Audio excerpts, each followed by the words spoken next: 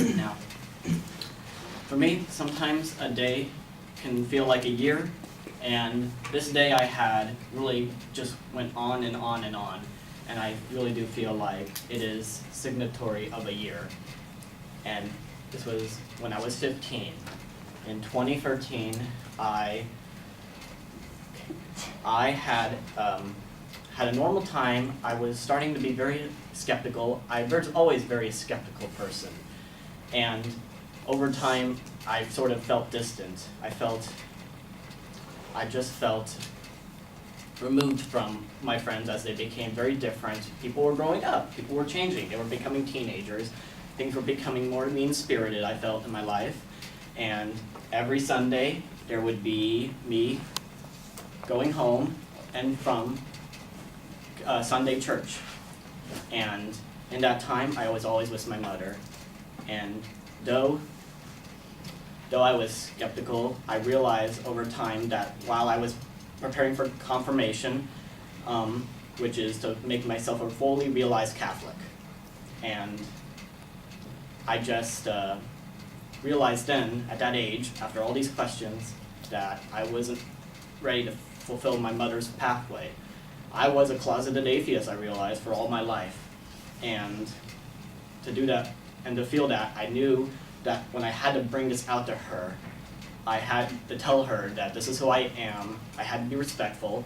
In a way, I had to really ask myself, ironically, like, what would Jesus do?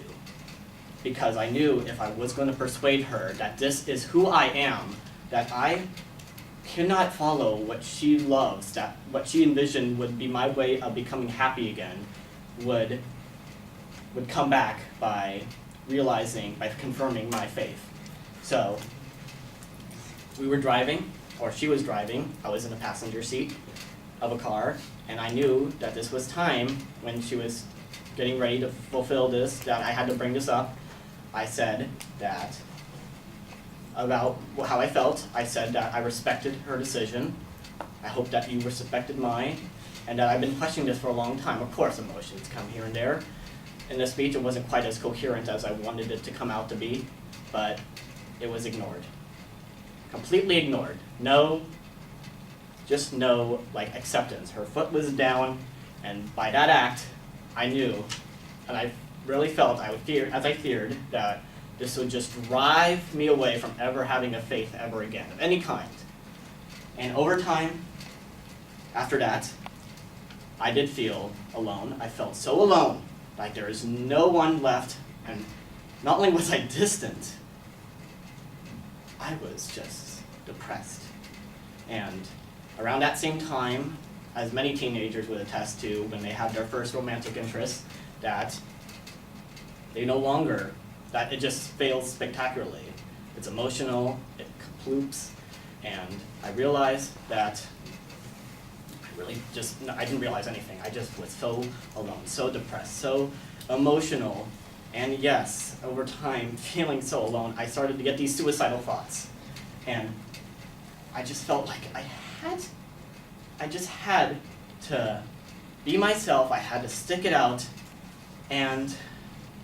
but over time, in that sort of emoting that I'm alone, I'm depressed, I am crying, I am alone, I am depressed, I am crying. Eventually, she backed down. She realized that this was traumatic for me.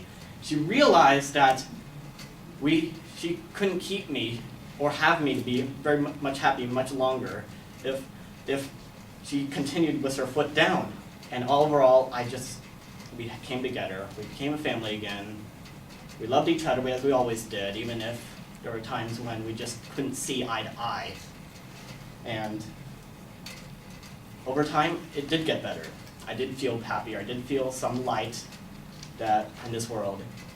But whenever I felt depressed, whenever I felt sad, I feel that scar as if I was peeled away like an orange. And I still hold the grudges, and I still feel that grudge. So all I can say is that as much as I do respect her, as much as I wanted to convey that we should all respect each other, that I have an important line I always thought about, and that the ghosts of the past are the hurdle for the life of all. I want you all to realize this, and please, respect your children if you do choose that way. Because there is love in this world, and I want you all to love each other, no matter how close or how far. Thank you.